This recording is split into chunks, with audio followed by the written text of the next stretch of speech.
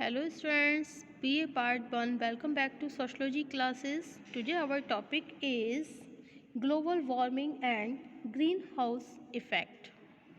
Okay student, so without wasting much time we should start this video on this topic.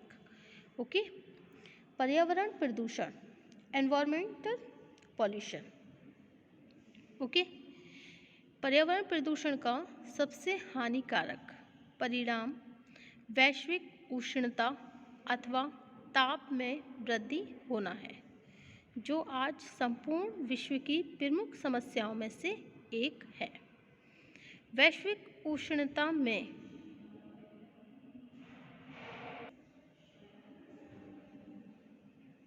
वृद्धि का संबंध उस दशा से है जिसमें पृथ्वी के वातावरण तथा समुद्र की औसत तापक्रम में लगातार वृद्धि होने लगती है. ओके,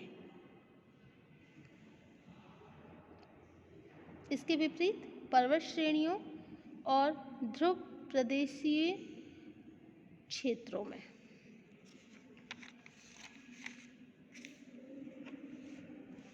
व्यापक रूप से बर्फ का पिघलना तथा वैश्विक स्तर पर समुद्र की सतह का बढ़ना भी भूमंडलीय उष्णता की दशा को स्पष्ट करता है. ओके, वैश्विक उष्णता को मापने वाले उपकरणों का विकास होने के बाद यह स्पष्ट हुआ कि सन 1850 से लेकर 1940 तक वैश्विक तापक्रम में कोई उल्लेखनीय परिवर्तन नहीं हुआ, जबकि सन 1900 की तुलना में आज भूमंडलीय उष्णता में बहुत अधिक वृद्धि हो गई. नासा के अंतरिक्ष अध्ययनों में यह भी स्पष्ट हुआ कि सन 2005 तथा 2010 पिछले 2000 वर्षों के सबसे गर्म वर्ष रहे. ओके, पर्यावरण को वैश्विक उष्णता अत्यधिक प्रतिकूल रूप से प्रभावित करती है. जबकि पृथ्वी के तापमान में वृद्धि होती है तो अधिक बर्फ पिघलने के कारण समुद्र के पानी की सतह ऊंचा उठना शुरू हो जाती है. इस प्रकार निचले भूखंडों पर बसे हुए द्वीपों में पानी भरने लगता है. ऐसे द्वीपों में वनस्पतियों, विभिन्न प्रकार के पौधे, पशुओं, जीवों और मानव जीवन के अतिरिक्त अस्तित्व की और भी गंभीर समस्याएं पैदा हो जाती हैं. जमीन पर जैसे जैसे छोटे पौधे और हरियाली को हानि पहुंचती है, पशुओं के सामने चारे का अभाव हो जाता है. ओके, तथा उनके आश्रय स्थल समाप्त होने लगते हैं. मानव में पशुओं या पौधों की अपेक्षा पर्यावरण से अनुकूलन करने की अधिक क्षमता होती है, लेकिन इसके बाद भी ऐसे स्थानों में मृत्यु दर बढ़ने लगती है. इसका कारण यह भी है कि मनुष्य को हर एक खाद्य पदार्थों के अतिरिक्त भोजन के लिए खाने योग्य मछलियाँ और मांस प्राप्त नहीं हो पाता. यह सभी दशाएं एक प्रक्रिया के रूप में मानव जीवन के सामने संकट पैदा कर देती हैं. वैज्ञानिकों ने यह पाया है कि पृथ्वी का तापमान बढ़ने से समुद्रों का पानी गर्म होने लगता है. वैज्ञानिकों ने यह भी पाया कि पृथ्वी का तापमान बढ़ने से समुद्रों का पानी गर्म होने लगता है. ओके, जिसके फलस्वरूप समुद्र के पानी की सतह पर पैदा होने वाली एल्गी कम या समाप्त होने लगती है. ओके,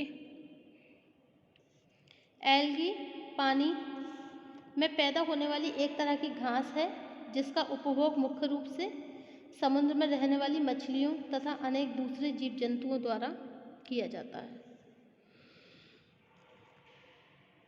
तापमान में वृद्धि होने से बड़े बड़े वन प्रदेश नष्ट होने लगते हैं. जब वैश्विक उष्णता में वृद्धि करने वाले प्रदूषण में वृद्धि होने लगती है तो वर्षा के पानी से अनेक ऐसे एसिड वृक्षों पर गिरने लगते हैं जिससे जंगल की वृद्धि रुक जाती है. साथ ही गर्मी बढ़ने से पेड़ और उनकी पत्तियां इस तरह सूखने लगती हैं कि उनमें जल्दी ही आग लगने की संभावना बढ़ जाती है.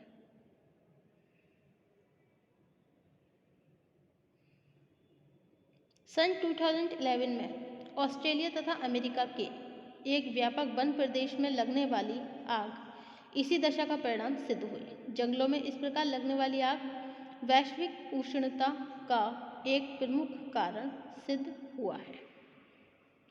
Okay,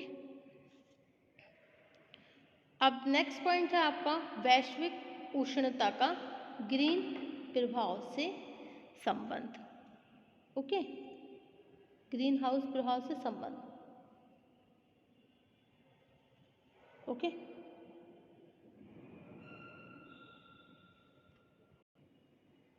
relation of global warming with green house effect. Okay, वैश्विक उष्णता का ग्रीन हाउस प्रभाव से संबंध। Relation of global warming with green house effect. सभी वैज्ञानिक इस बारे में एकमत है कि वैश्विक उष्णता का मुख्य संबंध ग्रीन हाउस प्रभाव से होता है। विज्ञान की भाषा में ग्रीन हाउस प्रभाव एक ऐसी प्रक्रिया है जिसके अंतर्गत पृथ्वी वातावरण को गर्माहट देने वाली तथा वातावरण को आवश्यकतानुसार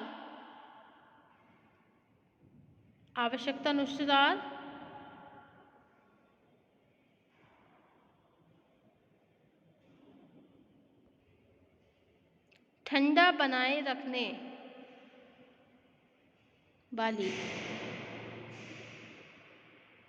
विभिन्न प्रकार की गैसों का प्रभाव संतुलित बना रहता है।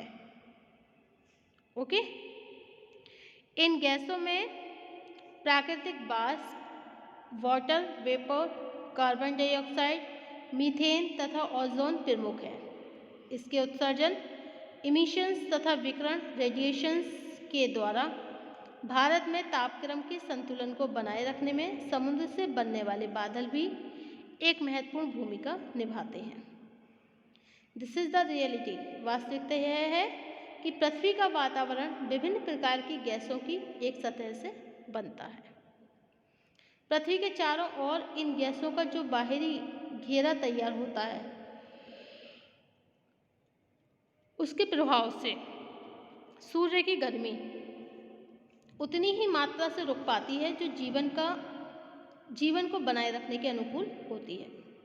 विभिन्न अध्ययनों से यह स्पष्ट हुआ कि यदि सूर्य की अल्ट्रावायलेट किरणें पृथ्वी तक सीधे पहुंचकर यहाँ रुकी रहें तो पृथ्वी का तापक्रम इतना अधिक बढ़ जाएगा कि इस पर जीवन संभव नहीं रह सकेगा। एक प्राकृतिक प्रक्रिया के रूप में जब हमसे 150 मिलियन किलोमीटर दूर से सूर्य की गर्मी पृथ्वी के वातावरण में प्रवेश करती है तो उपर्युक्त गैस इस गर्मी का अंतरिक्ष में पुनः विकिरण या प्रसारण कर देती है। केवल उतनी ही गर्मी को पृथ्वी पर रहने से रोकती है जो पृथ्वी को सामान्य रूप से गर्म बनाए रखने के लिए आवश्यक है। यदि पृथ्वी के तापमान को संतुलित बनाए रखने वाली गैसें क्रियाशील ना हो तो संपूर्ण पृथ्वी का तापक्रम -18 डिग्री तक जाकर इतना ठंडा हो जाता है जिसमें वनस्पतियां और मानव जीवन का अस्तित्व समाप्त हो जाता है। दूसरी ओर ग्रीन हाउस गैसें सूर्य के ताप के कुछ हिस्से को वातावरण में रोक लेती हैं जिससे पृथ्वी का सामान्य तापक्रम लगभग 14 डिग्री सेल्सियस तक बना रहता है। यद्यपि सूर्य से दूरी तथा मौसम के अनुसार पृथ्वी के विभिन्न हिस्सों में इस तापक्रम में कुछ गर्मी अथवा वृद्धि भी होती रहती है। स्पष्ट है कि वायुमंडल में जो गैसें एक संतुलित तापक्रम को बनाए रखने का काम करती है विज्ञान की भाषा में उन्हीं गैसों के प्रभाव की प्रक्रिया को ग्रीन हाउस प्रभाव कहा जाता है। ओके, ग्रीन हाउस प्रभाव की प्रक्रिया को निम्नांकित चित्र के द्वारा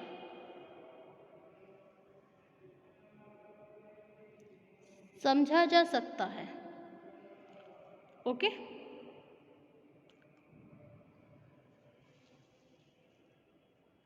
सूर्य और यह है हमारा वातावरण और यह है हमारी पृथ्वी। ओके, ग्रीन हाउस गैसें सूर्य की कुछ ऊर्जा को वातावरण में रोक लेती हैं, जिससे पृथ्वी का तापमान कुछ बढ़कर जीवन के अनुकूल हो जाता है। ओके, इस संबंध में ये जानना जरूरी है कि ग्रीन हाउस प्रभाव को कम करने वाली अथवा वैश्विक उष्णता को बढ़ाने वाली मुख्य दशाएं कौन सी हैं। नंबर 1 है विद्युत से उत्पन्न प्रदूषण, वैश्विक उष्णता का ही एक प्रमुख कारण है। ओके,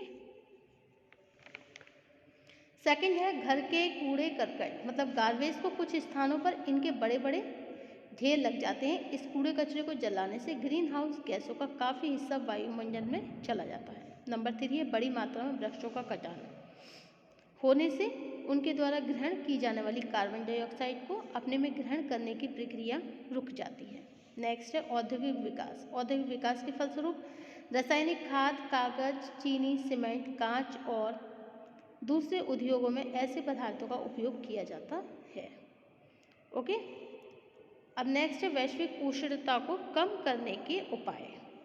सर्वप्रथम हम वायु प्रदूषण के विरुद्ध समाज में एक ऐसी जागरूकता उत्पन्न कर सकते हैं जिससे ग्रीन हाउस प्रभाव को कम करने से रोका जा सके। सामूहिक रूप से एक वाहन का सहयोगी आधार पर उपयोग करें तो ग्रीन हाउस गैसों की मात्रा को वायुमंडल में जाने से रोका जा सकता है। Okay, thank you for watching my YouTube channel. Thank you so much. Next topic होगा हमारा other forms of environmental pollution. Thank you.